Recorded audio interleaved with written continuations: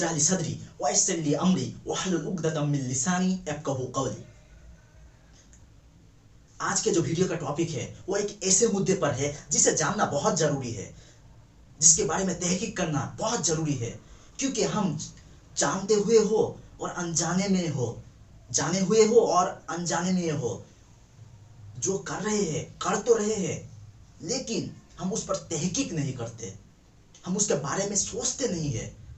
दीगर मुसलमान अमल तो करते हैं अल्लाह की अहकामात पर, अल्लाह की बातों पर अमल तो करते हैं, लेकिन जानबूझकर नहीं, अनजाने में। उसे ये लगता है कि उस लोगों ने कहा है तो सच्ची होगी, क्योंकि वो भी तो कर रहे हैं। लेकिन हम थोड़ा सा भी दिमाग नहीं खर्च करते इस बारे में, अपने धर्म को जानने के बारे में थोड़ी सी भी नॉलेज नहीं लगाते, हम जानना ही नहीं चाहते। बड़ी अफसोस के बात है, और अफसोस के साथ ही कहना पड़ता है कि हम जो काम कर रहे हैं उसे हम बाखूबी जानते हैं, कैसे करते हैं। हमारे पास जो गाड़ी है, मोटरसाइकिल है, कार है, हमें बाखूबी पता है उसके बारे में, उसे कैसे चलाते हैं, उसे कैसे ड्राइविंग करते हैं, बाखूबी पता है। लेकिन हम जो मुसलमान है, क्यों मुसलमान है, किस लिए मुसलमान है, और मुसलमान होने के लिए क्या करना जरूरी है, कभी भी सोचा है आपने? लगाया है कभी आपने दिमाग? आज के मुसलमानों की अवस्था उस तरीके से है जिस तरीके से सैकड़ों साल पहले एक एक्सपेरिमेंट हुआ था कुछ बंदरों को लेकर। सालों साल पहले कुछ साइंटिस्ट ने मिलकर एक मजेदार सा, बहुत अच्छा सा एक्सपेरिमेंट किया था। उन्होंने क्या किया था, 5 बंदर को पिंजरे में रखा, और उस पिंजरे में एक सीढ़ी रखा, और सीढ़ी के बिल्कुल बीच में कुछ केले रख दिए। और हम लोगों को तो पता है कि बंदरों के लिए केला बहुत फेवरेट चीज है। तो जब ही उस बंदर ने देखा उस केले को, तो उस बंदर ने उसे खाने के लिए सीढ़ी पर चढ़ने लगा। और जब ही उस सीढ़ी पर चढ़ा, ऊपर से ठंडे के पानी की बारिश हो रहा था, और वो फटाफट से नीचे उतर गया। फिर से उसने ट्राई किया उस केले को खाने के लिए, फिर से ठंडे के पानी की बारिश हुआ। मतलब कि जब भी वो सीढ़ी पर चढ़ता उस केले को खाने के लिए, तभी ऊपर से ठंडे के पानी की बारिश हो रहा था। इस बंदर को पता चल गया कि सीढ़ी पर चढ़ने से पानी की बारिश होता है, मतलब कि खुद तो नहीं चढ़ना है, लेकिन दूसरों को भी नहीं चढ़ने देना है। कुछ टाइम बाद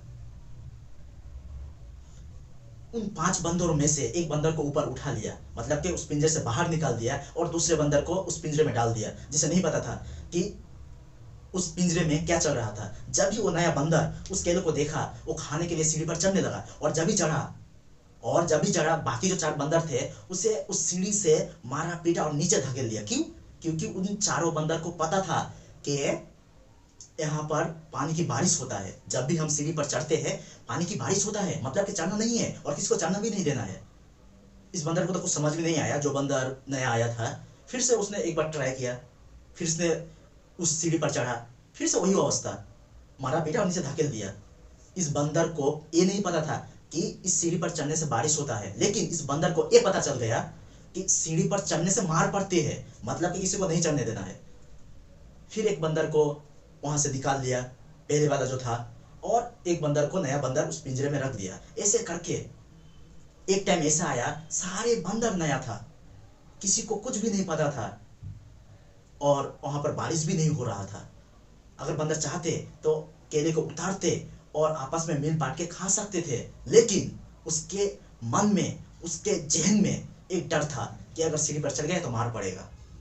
लेकिन उसे ये नहीं पता था कि आखिरकार मार क्यों पड़ती थी, उस सीढ़ी पर चढ़ने से क्यों मार पड़ता था, उसे, उस बंदर को नहीं पता था। आज के मुसलमानों की अवस्था उस बंदर की तरह हो गया है। सैकड़ों साल पहले कुछ हुआ है या नहीं हुआ है हमें तो नहीं पता, लेकिन हमारे फादर उस पर अमल कर रहे हैं, हमारे ग्रैंडफादर उस पर अमल कर रहे हैं, इस वजह से हम भी अमल कर रहे हैं।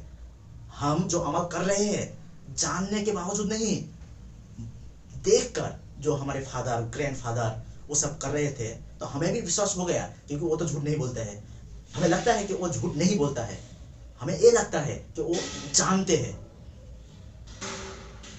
लेकिन हम तहकीक उस पर नहीं करते हैं और जरूरी भी नहीं समझते। एक लड़के को, एक मुसलमान के लड़के को पढ़ाने के लिए हम हजारों चीज सोच लेते हैं। हमारे घर में जब बच्चा पैदा होता है तो उसे क्या बनाना है, कहाँ पर पढ़ाना है, कुछ कौन सी स्कूल में दाखिल करना है, कौन सी टीचर से पढ़ाना है, हम सब कुछ कैलकुलेशन कर लेते हैं। लेकिन हम जो मुसलमान घर में पैदा हुए हैं, हमें क्या करना चाहिए, हमें मुसलमान होने के लिए क्या जरूरी है, उस बारे में हम तहकीक नहीं करते हैं। इसलिए आज के अवस्था ऐसे हो गया है कि हमें बंदर से भी नीचे दर्जा दे गया है। क्यों? क्योंकि उन बंदरों को तो ये समझ नहीं था कि वो क्या कर रहा है, लेकिन हम इंसान होने के बावजूद अगर सही और फर्क का तहकीक ना करें तो हम तो उससे भी गिरे हुए हैं। आज मैं आप लोगों को जिन ऐप के बारे में बताने जा रहा हूँ, वो ऐप खास तौर पर बंगाली के लिए है, जो बांग्ला लैंग्वेज समझता है या पढ़ना भी जानता है उनके लिए, जो पढ़ने जानते हैं उनके लिए भी, और जो सिर्फ समझ में आता है पढ़ना नहीं जानता उनके लिए भी बहुत बेहतरीन ऐप है। चलिए मैं आप लोगों को डाउनलोड करके बता देता हूँ। डाउनलोड करने के लिए आप लोगों को पहले प्ले स्टोर में जाना पड़ेगा। प्ले स्टोर में जाकर सर्च करना पड़ेगा कुरान इन बांग्ला, बस इतने से ही लिखने से आ जाएगा। अब आप लोगों को सर्च करना पड़ेगा।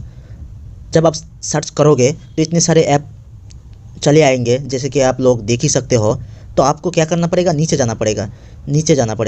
नीचे जाकर ये जो ऐप है अल कुरान जो इंग्लिश में और बांग्ला में लिखा हुआ है, इसमें टैप करना पड़ेगा और इसे इंस्टॉल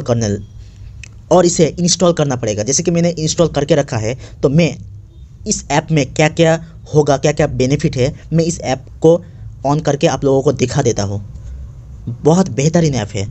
अगर आप इसको डाउनलोड करते हो तो सबसे पहले ऐसा आएगा, और देखो आप लोगों के सामने सब ऐप, मतलब कि कुरान मजीद में जितने सारे सूरा है सब आ जाएगा।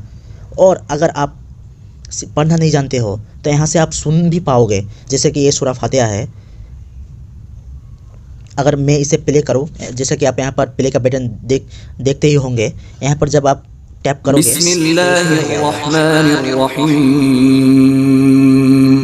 দয়াময় পরম দয়ালু আল্লাহর নামে আলহামদুলিল্লাহি রাব্বিল আলামিন, সকল প্রশংসা জগৎ সমূহের প্রতিপালক আল্লাহরই। আর রহমানির রহিম, যিনি দয়াময় পরম দয়ালু। মালিক ইয়াউমিদ্দিন। इस ऐप की खास बात यही है कि आप अरबिक और बांग्ला दोनों को ही सुन पाओगे ऑडियो में, जैसे कि आप लोग देख ही चुके होंगे। तो ज़रूर आप इस ऐप को डाउनलोड करना, और बहुत हेल्प होगी आपको कुरान मजीद को समझने के लिए। सिर्फ वो सूरा नहीं, सब सूरा, जितने सारे सूरे हैं कुरान में 114 सूरे हैं, आप सबको ऐसे ही सुन पाओगे, अरबिक में भी और बांग्ला में भी। मतलब कि अगर पढ़ना चाहोगे तो पढ़ सकते हो, और सुनना चाहोगे तो सुन भी सकते हो, दोनों ही लैंग्वेज में, अरबिक और बांग्ला। ज़रूर इस ऐप को डाउनलोड करना। और आज के टाइम में सबसे बड़ा प्रॉब्लम वो क्या है, बगैर जाने हुए इबादत करना, बगैर जाने हुए अमल करना।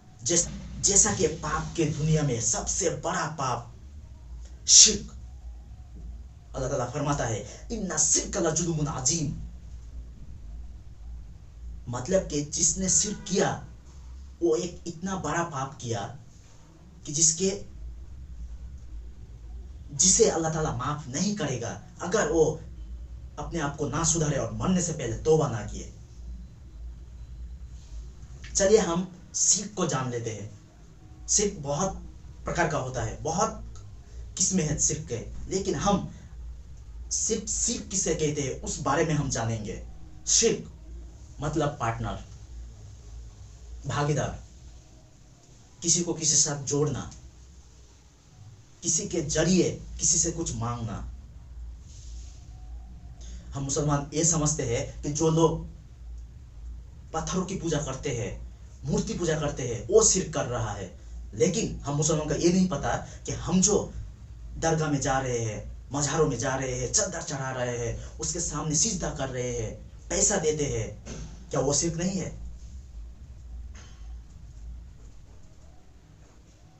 हमें यही लगता है कि वो लोग शिर्क कर रहे हैं, लेकिन हम जो कर रहे हैं वो क्या शिर्क नहीं है? पूरी कुरान मजीद में एक भी ऐसा आयत नहीं है जिसमें कहा गया कि दरगाह पे जाओ, उस लोग के जाओ, उसके पास जाओ और मांगो। अल्लाह ताला फरमाता है सूरह निसा में, सूरह नंबर 4 आयत नंबर 48 में, और सूरह निसा सूरह नंबर 4 आयत नंबर 116 में, कि अगर अल्लाह ताला चाहे तो आपके हर वो गुनाह माफ कर सकता है शिर्क के अलावा। अल्लाह ताला फरमाते हैं कि अगर वो चाहे शिर्क के बाद जो गुनाह है, किसी का रेप करना, किसी की मर्डर करना, सूद खाना, ये सब गुनाह माफ कर सकता है बगैर शिर्क के। शिर्क इस दुनिया में इतना बड़ा पाप है कि जिसकी कोई हद नहीं है। शिर्क करना मतलब दायरे से बाहर चले जाना। अल्लाह ताला फरमाता है ला तगलू फी दीनिकुम, दायरे में रहो, दायरे से बाहर मत जाओ। ये इस्लाम धर्म किसी की बाप की धर्म नहीं है जो अपने आप चलेगा। ये इस्लाम धर्म शुद्ध और सिर्फ एक ही इंसान के बातों से चलेगा। इस्लाम किसी की बातों से नहीं चलता है, इस्लाम किसी के कहने पर नहीं चलता है। इस्लाम धर्म चलता है सिर्फ और सिर्फ अल्लाह के बात पर, और उनके भेजे गए रसूल सल्लल्लाहु अलैहि वसल्लम ने जिस तरीके से अमल करने के लिए कहा, जिस तरीके से अब मुसलमानों को काम करने के लिए कहा, उसी तरीके से मुसलमान को चलना पड़ेगा। किसी की बात सुनकर नहीं, किसी की कहने पर, कुछ अमल करने पर नहीं। एक बात कान खोलकर सुन लीजिए, एक बात कान खोलकर सुन लीजिए। मुसलमान होना हो तो पहले मुसलमान पर तहकीक करो, किसी की बात सुनकर नहीं। अगर सुन भी लिया तो उस बात पर तहकीक करो कि कहां पर लिखा हुआ है, किस किताब पर लिखा हुआ है। और मुसलमान एक ऐसा जात है जो कभी तहकीक ही नहीं करते। सिर्फ हम मौलाना के पीछे पड़ रहे हैं। किसी मौलाना को ले आए और किसी मौलाना के पास गए, कुछ कह दिया और वो हम सुनने लगे। यही तो फर्क है। हम जो करते हैं, हम किसी के बात सुनकर करते हैं। और क्यों करते हैं पता है? क्योंकि हमें उसका नॉलेज नहीं है। लेकिन आप जो करते हो, जो काम करते हो, वो क्या पैदा होने से पहले ही आपकी नॉलेज आ गया था, या दुनिया में आकर वो नॉलेज इकट्ठा किए? क्या आपको ये जरूरी नहीं है कि हम जो मुसलमान हैं उसके बारे में कुछ नॉलेज इकट्ठा करें, ताकि हम बहके नहीं किसी की बात सुनकर या किसी को देखकर। अरे कैसे आप लोगों को समझाऊं? अगर आपको गाड़ी नहीं चलाना आता तो अगर कोई कह दिया कि ऐसे गाड़ी चलाते हैं, कि आप सीख जाओगे, या आपको भी ड्राइविंग करना पड़ेगा? आपको भी तो गाड़ी पर चढ़कर उसे सीखना पड़ेगा, उसकी प्रैक्टिस करनी पड़ेगी, तब आप गाड़ी को चला सकते हो। तो कैसे इस्लाम धर्म चलेगा किसी की बातों पर? अरे हमें तो तहकीक करना पड़ेगा, जो हम कर रहे हैं वो सही है या गलत है। स्कूलों में जाकर 1000 बुक पढ़ते हैं सिर्फ एग्जाम को पास करने के लिए। जो बुक हमें अच्छा नहीं लगता फिर भी उसे हमें पढ़ते हैं। क्यों? क्योंकि एग्जाम में अच्छा नंबर लाना है। क्या हम मुसलमान को ये जरूरी नहीं है कि जो अमल हम करते हैं उसके बारे में तहकीक करें, उसके बारे में पढ़े, उससे जांचे परखे? और शिर्क दुनिया का सबसे बड़ा गुनाह है। अल्लाह ताला खुद कहता है कि अगर हम चाहे तो हर वो गुनाह माफ कर देंगे, लेकिन जो शिर्क किया और उसी हालत में उसकी मौत हो गई तो हम उसे कभी भी माफ नहीं करेंगे। उसकी जिंदगी सिर्फ और सिर्फ जहन्नम में है, उसके ठिकाना सिर्फ और सिर्फ जहन्नम है। अल्लाह ताला फरमाता है सूरह इमरान सूरह नंबर 3 आयत नंबर 64 में अल्लाह ताला फरमाता है ताअलौ इला कलमतिन सवाइन बैनना व बैनकुम, क्या आप आओ उन बातों पर जो हम में और आप में एकसा है, हम में और आप में एक है। अल्लाह ताला फरमाता है ताअलौ इला कलमतिन सवाइन बैनना व बैनकुम, आओ उस बात की तरफ जो हम में और आप में एकसा है। सबसे पहली बात अल्लाह नाबुदु इल्लल्लाह, कि हम अल्लाह की इबादत करें। वला नुश्रिकु बिही शैअन, कि हम अल्लाह के साथ किसी को शरीक ना करें, पार्टनरशिप ना बनाए। वला यत्तखिजु बाजुना बाजन अरबा मिन दुनिल्लाह, कि आओ हम और आप मिलकर अल्लाह के साथ किसी को ना जोड़े, किसी को माबूद ना बनाए। फाइन तौल्लौ, अगर वो लोग नहीं मानता है, फखलु शहदु बेअन्ना मुस्लिमुन, कि आप गवाही दो कि हम मुसलमान हैं। और इस बात को और क्लियर तरीके से ईसा अलैहिस्सलाम ने फरमाया है सूरा माइदा सूरा नंबर 5 आयत नंबर 72 में, लक़द कफ़र अल्लज़ीना क़ालू इन्नल्लाह हुवल मसीह इब्न मरियम। अल्लाह ताला कहते हैं कि वो लोग शिर्क कर रहे हैं, कुफ्र कर रहे हैं, जो लोग ये कहते हैं कि जो ईसा अलैहिस्सलाम है, जो मरियम का बेटा है, वो खुदा है, वो अल्लाह है। वक़ाल अल मसीह, ईसा अलैहिस्सलाम ने फरमाया, या बनी इसराइल, ये बनी इसराइल, उबुदुल्लाह रब्बी और रब्बुकुम, आप उनकी इबादत करो जो मेरे और आपके रब है। इन्नहु मै युश्रिक बिल्लाह फ़क़द हर्रमल्लाहु अलैहिल जन्नह। अगर आप अल्लाह के साथ किसी की शिर्क करते हो, किसी को पार्टनरशिप बनाते हो, तो आपके लिए जन्नत हराम हो जाता है। वमा हुन नार वमा लिज़्ज़ालिमीन मिन अंसार, और उनके लिए 100% 100% ठिकाना है जहन्नम, और जहन्नमी के लिए, काफिर के लिए आखिरत में कोई मददगार नहीं। ईसा अलैहिस्सलाम फरमाता है, उबुदुल्लाह रब्बी और रब्बुकुम, आप उनकी इबादत करो जो मेरी और आपकी रब है। इन्नहु मै युश्रिक बिल्लाह फ़क़द हर्रमल्लाहु अलैहिल जन्नह, जो अल्लाह के साथ शिर्क करता है, किसी को जोड़ता है, किसी को वसीला बनाता है, किसी की वसीला बनाता है अल्लाह के साथ, तो उसके लिए जहन्नम 100% है और जन्नत हराम हो जाता है। इस बात से हम यही सीख सकते हैं कि इबादत सिर्फ एक खुदा की होना चाहिए, इबादत सिर्फ एक अल्लाह की होना चाहिए। उसके साथ किसी को मत जोड़ो, उसके सिवा किसी से मत मांगो, क्योंकि अल्लाह ताला ये पसंद नहीं करता है, और जो अल्लाह पसंद नहीं करता है उसे माफ भी नहीं करता है। मुसलमान होने का मेन पॉइंट यही है कि हम अपने मर्जी से नहीं बल्कि कुरान और हदीस के मर्जी से चले। हम अपने इच्छा से नहीं बल्कि कुरान और हदीस के इच्छा से चले। हम अपनी मर्जी से काम नहीं करेंगे, कुरान और हदीस के मर्जी से काम करेंगे। यही है मुसलमान होने का सूत्र। नाम का मुसलमान होना जरूरी नहीं है, काम का मुसलमान होना चाहिए। सिर्फ मुसलमान नाम रखने से कोई फायदा नहीं, कोई फायदा नहीं। मुसलमान नाम रखने से कुछ नहीं होता है। क्या आप ये कहेंगे कि उसका नाम इमरान है, उस्मान है, अली है तो मुसलमान हो गया? अरे नाम से मुसलमान नहीं हो सकता। कोई किसी को अगर हम डॉक्टर कह दे तो क्या वो डॉक्टर हो जाएगा? सिर्फ उसके पास डॉक्टर इमरान, डॉक्टर करीम, डॉक्टर मालिक, डॉक्टर गफ्फार ऐसे अगर कहेंगे किसी को तो क्या डॉक्टर होगा? क्योंकि उसके शुरू में तो डॉक्टर लगा दिए। नाम से क्या डॉक्टर हो सकता है? आज तक आपने देखा है कि किसी के आगे डॉक्टर लगा दिया और वो डॉक्टर हो गया? डॉक्टर के लिए पढ़ाई करना पड़ेगा। DR शुरू में लगाने के लिए, DR ये जो डॉक्टर है इसे अपने नाम के साथ जोड़ने के लिए 25 से या 30 साल मेहनत करना पड़ेगा, पढ़ाई करना पड़ेगा, तभी जाकर आप डॉक्टर होंगे। अगर किसी के शुरू में डॉक्टर लगा दिया, वो क्या डॉक्टर हो सकता है बगैर पढ़े? तो हम कैसे मुसलमान हो जाएंगे? अरे तो चिंता करने की बात है। कैसे बेवकूफ आदमी हो आप लोग, कैसे बेवकूफ हो। साइंटिस्ट बनने के लिए इतनी तहकीक कर लेते हैं, डॉक्टर बनने के लिए इतनी तहकीक करते हैं, लेकिन मुसलमान होने के लिए कोई भी तहकीक नहीं, मुसलमान होने के लिए कोई भी शिक्षा नहीं। अरे बगैर शिक्षा के एक डॉक्टर नहीं हो सकता, इंजीनियर नहीं हो सकता, तो मुसलमान कैसे मुसलमान हो सकता है? सोचिए, जरा सोच कर देखिए। कई लोग ऐसा होता है कि किसी को देखता है, किसी की बातों पर फक्र या गौर नहीं करता है, उसे देखता है, उसे लेकर पड़ जाते हैं। अगर कोई आदमी अगर कुछ अच्छा कह दे तो जो कहता है वो नहीं सुनेगा, वो क्या करता है उसके पीछे पड़ गया।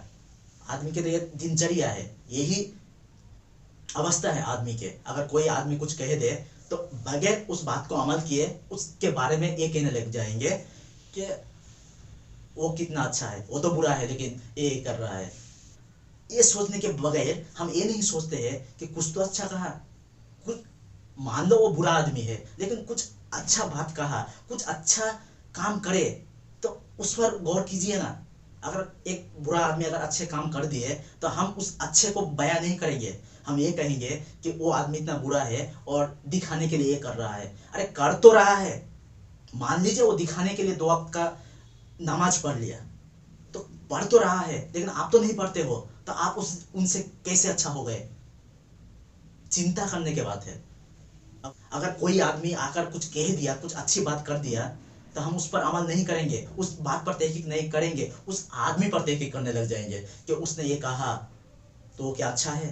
अरे आदमी कभी अच्छा हो सकता है, कभी बुरा हो सकता है, ये आप पर है। लेकिन वो जो बात कही, कुरान और हदीस की बात कही, वो तो 100% 100% सही है। उस पर तहकीक कीजिए और उस पर अमल कीजिए। कोई मौलाना अगर कुछ कह दिया तो आप ये कहेंगे कि उसकी गलती है। हो तो सकता है, वो भी इंसान है, उसके पास भी गलती हो सकता है। हो तो सकता है, वो भी तो इंसान है, उससे भी गलतियां हो जाएंगे। आप जो कर्म कर रहे हो उसका फल, उसका परिणाम आपको ही मिलेगा और उसका हिसाब भी आपको ही देना पड़ेगा। किसी को जिम्मेदार ठहराकर या किसी को उसका जरिया बनाकर आप बचने की कोशिश कर रहे हैं ना, कभी भी नहीं होगा। हम दिगर मुसलमान ये समझते हैं कि हम बहुत पापी है, इसलिए उसके जरिए उससे मांग रहे हैं। मतलब कि हम अल्लाह को तो मान रहे हैं, लेकिन हम इतना पापी है कि डायरेक्ट उसके पास जाने की हिम्मत नहीं होता है, इसलिए उसके जरिए उससे मांग रहे हैं। लेकिन ये भी तो अलाउड नहीं है, कुरान हदीस में ये तो लिखा नहीं है। कुरान हदीस में ये है कि आप कब्र के पास जाओ, इसलिए कि आपको आखिरत के अंदाजा हो, इसका अंदाजा हो कि एक दिन हमें भी वहां पर जाना पड़ेगा। लेकिन उसके लिए आप दुआ कर सकते हो। जिस कब्र में आप जाओगे तो वहां पर जाकर आप दुआ कर सकते हो, उसके लिए, खुद के लिए नहीं कि वहां पर गए और अपने ही लिए मांगने लग गए कि मुझे ये चाहिए, मुझे लड़का चाहिए, मुझे पैसा चाहिए, गाड़ी वगैरह वगैरह। ये शिर्क है। उसके बारे में दुआ करो, उसके बारे में कुछ मांगो कि हे अल्लाह, ये आदमी पता नहीं सही है या गलत, लेकिन अगर कुछ किए हो तो उसकी गुनाह को माफ कर दे। ये कह सकते हैं हम। कुरान ये अलाउड है, कुरान और हदीस में ये कह सकते हैं, लेकिन उससे कुछ मांग नहीं सकते। अरे एक आदमी क्या दे सकता है? मौत के बाद तो उसके हड्डियां भी कब्र में नहीं रहता, तो क्या देगा वो? चाहे जितने भी अच्छा आदमी हो, चाहे जितना भी अच्छा आदमी हो, मौत के बाद कुछ दिन बाद तो उसके हड्डियां भी उस कब्र में नहीं है, तो वो क्या देगा? एक आदमी को क्या दे सकता है? वो भी तो हमारे तरह ही था, उनके भी 2 हाथ, पैर, नाक, सब कुछ था। अगर हम किसी को कुछ नहीं दे सकते तो वो कैसे देगा? वो जो कह कर गए हैं कि अच्छे काम करो, कुरान और हदीस के दायरे में रहकर वो करो ना। मांगना है तो अल्लाह से मांगो डायरेक्ट। अल्लाह ताला तो कहता है कि अगर चप्पल का एक सुई भी मांगना हो तो डायरेक्ट मुझसे मांगो। अगर प्राइम मिनिस्टर ही ये अलाउड कर दिया है कि मुझसे मिलने के लिए किसी की जरिया जरूरत नहीं है, डायरेक्ट आकर हमसे मिलो, तो हम क्यों जाएंगे मिनिस्टर के पास, इसके पास, उसके पास? अरे हम बड़े आदमी से मिलने के लिए किसी के पास जाते हैं, अपॉइंटमेंट लेते हैं। क्यों? क्योंकि डायरेक्ट मिलना अलाउड नहीं है। और क्यों नहीं है? उसने ही खुद कहा, प्राइम मिनिस्टर ने कहा कि हमसे मिलने के लिए वहां पर जाओ, तब हम जाते हैं। और अगर प्राइम मिनिस्टर ये अलाउड कर दे कि अगर किसी की समस्या हो तो किसी के पास जाने की कोई जरूरत नहीं है, किसी के पास अपॉइंटमेंट लेने की कोई जरूरत नहीं है, आओ मुझसे मिलकर जाओ, तो आप क्या करेंगे? जाएंगे उस 10 आदमी के पास, उस 10 आदमी के घर चक्कर काटेंगे, या डायरेक्ट प्राइम मिनिस्टर के पास जाएंगे? नॉर्मल सी बात है, प्राइम मिनिस्टर के पास जाएंगे। उसी तरह अल्लाह ताला तो यही कहता है कि किसी को कहीं पर जाने की कोई जरूरत नहीं, किसी को किसी से मांगने की कोई जरूरत नहीं, डायरेक्ट मेरे पास आओ, मुझसे मांगो। और अल्लाह ताला बहुत दयालु है, मेहरबान, रहीम। वो अगर उससे कोई बंदा कुछ मांगे तो वो खाली हाथ कभी भी नहीं वापस लौटाता। लेकिन गलती हमारी है, हम जो कर रहे हैं उस पर तहकीक नहीं करते हैं। मांगते तो है, लेकिन किस तरीके से मांगना चाहिए, किस तरीके से उससे मांगना चाहिए, उसकी नॉलेज हम में नहीं है। पहले तहकीक करो, पहले इंसान होने के नाते अपने धर्म को जानो, परखो, पहचानो, उसके बाद अमल करो, तो डायरेक्ट वो अमल सही होगा और अल्लाह के पास पहुंचेगा और उसका हमें बहुत बेनिफिट मिलेगा। इस दुनिया में जो इतने सारी पढ़ाई है उसकी बेनिफिट मिल सकता है या भी नहीं, लेकिन कुरान और हदीस की जो पढ़ाई है वो इस दुनिया में भी बेनिफिट मिलेगा और मरने के बाद आखिरत में भी इसकी बेनिफिट होगा। इस दुनिया की जो कल्चर है, पढ़ाई है, वो किसी को फायदा पहुंचा सकता है या नहीं भी। इतने सारे आदमी है जो डॉक्टर डिग्री किया लेकिन वो छोड़कर दूसरा कोई काम कर रहा है, या जॉब, काम धंधा नहीं मिला है इस दुनिया की पढ़ाई से। लेकिन कुरान और हदीस की पढ़ाई से इस दुनिया में भी आपको कुछ मिलेगा और उस दुनिया में तो सक्सेस ही सक्सेस। बड़ी अफसोस के बात है, बड़ी दुख की बात है कि हम मुसलमान तो है, लेकिन मुसलमान होने के नाते क्या करना चाहिए, किस रास्ते पर चलना चाहिए, कभी भी तहकीक नहीं करते उसके बारे में, कभी भी जानने की कोशिश ही नहीं किया कि हमें मुसलमान जो हम है, जो अपने आप को मुसलमान कह रहे हैं, उस मुसलमान होने के लिए क्या करना पड़ेगा। कभी भी हम इस बारे में तहकीक नहीं किए कि हमें भी तो जानना है कि जो लोग जो कर रहे हैं, कह रहे हैं, वो सही है या गलत। हम जो काम कर रहे हैं, 2 वक्त की हो या 4 वक्त की हो या 5 वक्त की हो, नमाज तो पढ़ रहे हैं, लेकिन वो नमाज सही तरीके से हो रहा है या नहीं, इस बारे में हम तहकीक नहीं करते हैं। अगर तहकीक ही नहीं किया, सही तरीके से हुआ ही नहीं, तो वो जो कर्म करे, टाइम दिया, वो तो इस दुनिया में भी लॉस और उस दुनिया में भी लॉस। कोई रास्ता नहीं है, कोई मंजिल नहीं है कि आप अपने आप से कुछ करो। बड़ी अफसोस की बात है कि हम मुसलमान तो है, लेकिन मुसलमान नहीं है। आप मानो या ना मानो, आप मुसलमान हो ही नहीं सकता जब तक आप कुरान और हदीस को पढ़ ना ले। आपको अच्छा लगे या ना लगे, आपको तो ये वीडियो अच्छा नहीं लगेगा, क्योंकि आपको मजा चाहिए। एक गान में, एक सॉन्ग में, एक मूवी में करोड़ों का व्यू होता है। आप मानो या ना मानो, आप मानो या ना मानो, ये आपके ऊपर है, ये आपकी बात है। लेकिन आप मुसलमान तभी हो सकते हो जब आप कुरान और हदीस पर चलोगे। और कुरान और हदीस पर कैसे चलते हैं? जब आप उसको पढ़ोगे। इसका कोई ऑप्शन ही नहीं है, इसका कोई दूसरा ऑप्शन ही नहीं है कि दूसरे तरीके से हम मुसलमान हो जाएंगे और जन्नत को पा लेंगे। कोई ऑप्शन ही नहीं है। आपको कुरान हदीस पढ़ना ही पड़ेगा, आपको तहकीक करना ही पड़ेगा, तभी आप मुसलमान हो सकते हैं। आपको अच्छा लगे या बुरा लगे, आप जो इस वीडियो में देख रहे हो, जो मुसलमान देख रहे हो, क्या आप मुसलमान हो? आप सोच कर देखिए, दिल पर हाथ रख के देखिए कि आप मुसलमान हो। क्या गुण है मुसलमानों का?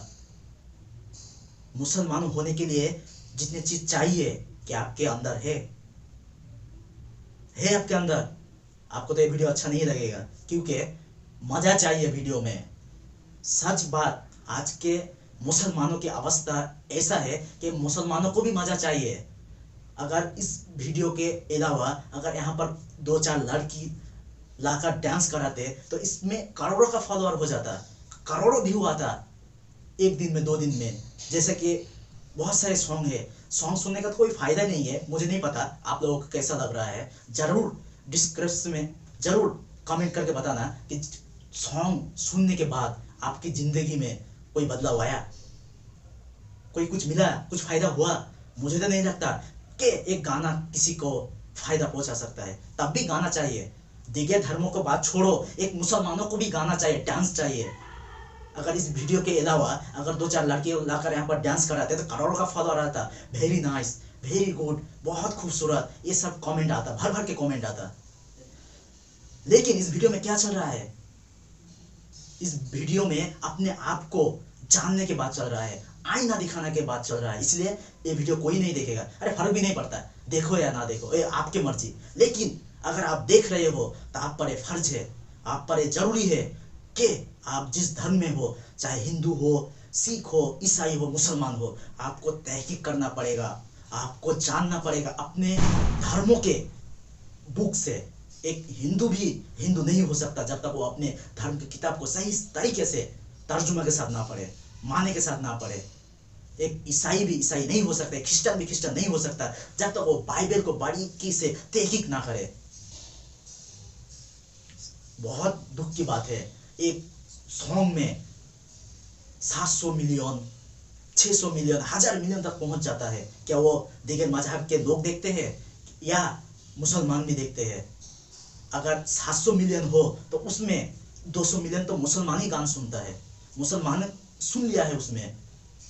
बड़ी अफसोस की बात है कि एक मुसलमान को भी मजा चाहिए, सॉन्ग चाहिए, डांस करने वाला लड़की चाहिए। एक मुसलमान को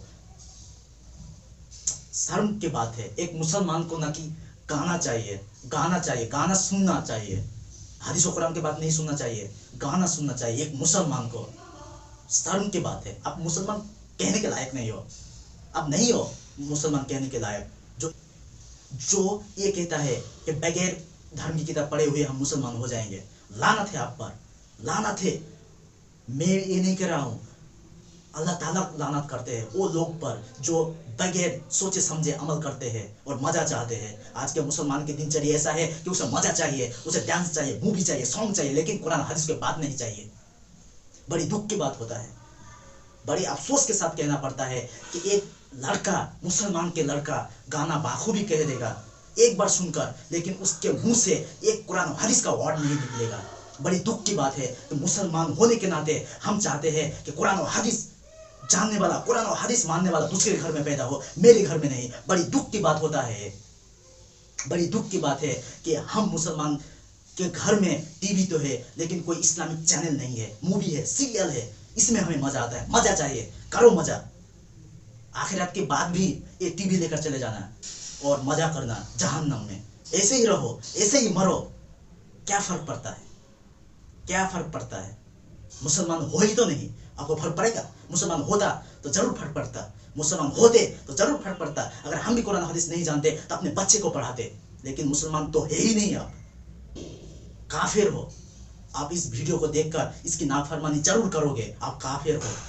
और इसे ये कहने में हमें जरा सी भी शर्म और ये बात कहने में हमें जरा से भी झिझक पैदा नहीं होता है, क्योंकि आप तो मुसलमान हो ही नहीं। मुसलमान होने के लिए क्या चाहिए? कुरान और हदीस चाहिए, उसे पढ़ने वाला चाहिए, तभी आप मुसलमान हो सकते हो। आप तो मुसलमान नहीं हो, लेकिन आपके बच्चे को भी आप मुसलमान नहीं करते हो। देखिए, मजहबी किताब पढ़ाते हो, इंग्लिश, बांग्ला, ये सब कुछ पढ़ाते हो, लेकिन कुरान हदीस पढ़ाने वाला दूसरे के घर में चाहिए, अपने घर में चाहिए ही नहीं। क्या हो गया है आज के मुसलमान को? शर्म करो, शर्म करो। शर्म करने के बात है कि हम तो नहीं जानते हैं, लेकिन अपने बच्चे को भी उस रास्ते से दूर कर देते हैं। ऐसे ही रहो, टीवी देखते रहो, मूवी देखते रहो, गाना सुनते रहो, मूवी देखते रहो, गाना सुनते रहो, और ऐसे ही मरो, ऐसे ही मर जाओ। क्योंकि जहन्नम में भी एंटरटेनमेंट चाहिए। आप लोगों को तो जहन्नम में भी एंटरटेनमेंट चाहिए होगा ना, तो टीवी लेकर जाना। आपको शर्म नहीं आता कि आपके घर में टीवी है लेकिन एक इस्लामिक चैनल नहीं है? आपको शर्म नहीं आता आपके घर में एक डॉक्टर है लेकिन कुरान पढ़ने वाला नहीं है? आपको शर्म नहीं आता आप खुद एक डॉक्टर हो, इंजीनियर हो, लेकिन कुरान नहीं पढ़ना जानते हो? शर्म आना चाहिए। और जैसा कि अल्लाह ताला ने कहा है, अल हया मिन सुहबतिल ईमान, जिसके अंदर शर्म है वही इस्लाम है, वही दिन में है, वही मुसलमान है। और जिसके अंदर इस्लाम की एक और जिसके अंदर शर्म नहीं है वो मुसलमान हो ही नहीं सकता। ऐसे आप लोग हो। हाँ, आपको ही कह रहा हो, आप लोग हो, आपके शर्म नहीं है। अगर शर्म होते तो जरूर एक बार कुरान और हदीस को खोल कर देखते। आपके अंदर अगर शर्म होता तो जरूर आप गीता, वेद खोल कर देखते और उससे पर तहकीक करते कि हम जो हिंदू है, हम जो मुसलमान है, तो हमारे लिए क्या फर्ज है, क्या करना चाहिए। आखिर में हम यही कहना चाहेंगे कि जो भी करते हो, जो भी काम करते हो अपने जीवन में, अपने बच्चों के लिए, जो भी काम करते हो, जैसे भी करते हो, जरूर आप उस पर तहकीक करके करना। जो भी अमल करते हो, इबादत करते हो, गुलामी करते हो अल्लाह की, ये तो नहीं कि सारे लोग ही इबादत नहीं करते हैं। जो लोग करते हैं लेकिन वो जानते नहीं है कि हम करते तो है, किस तरीके से करना चाहिए। जो लोग इबादत करते हैं, कहाँ पर क्या, कैसे, किस तरीके से करना चाहिए, जानते भी नहीं है। और शर्म की बात ये भी है कि जानने की कोशिश भी नहीं किया। आज तक किसी ने सवाल भी नहीं किया कि ये अमल कैसे करना है, कहाँ पर लिखा है, किस सूरा में, किस आयत में लिखा है, कभी भी किसी से नहीं पूछा। अरे इंसान होने के क्या फ़ायदा? ये तो जंगली जानवर भी करते हैं। इंसान होने का क्या फ़ायदा? हम जो इंसान है इसका क्या फ़ायदा अगर हम किसी बात पर तहकीक ना करें? अल्लाह ताला ने एक ब्रेन किस लिए दिया है? तहकीक करने के लिए ना। तो हम नहीं करते तो हमें और जानवर में क्या फ़र्क है? जरा सोच और समझ के करना, क्योंकि अगर एक बार ये सांस बंद हो गई, उसके बाद जो हमारे साथ होगा बहुत खतरनाक होगा, और उससे आप बच भी नहीं सकते। अगर आप चाहो या ना चाहो, लेकिन आप उससे बच भी नहीं सकते हो। 4 दिन की जिंदगी है, क्या आपका क्या मेरा? 4 दिन की जिंदगी है, क्या आपका क्या मेरा? चलिए कुरान और हदीस पे तहकीक करते हैं, वरना अफसोस करना पड़ेगा हमेशा हमेशा।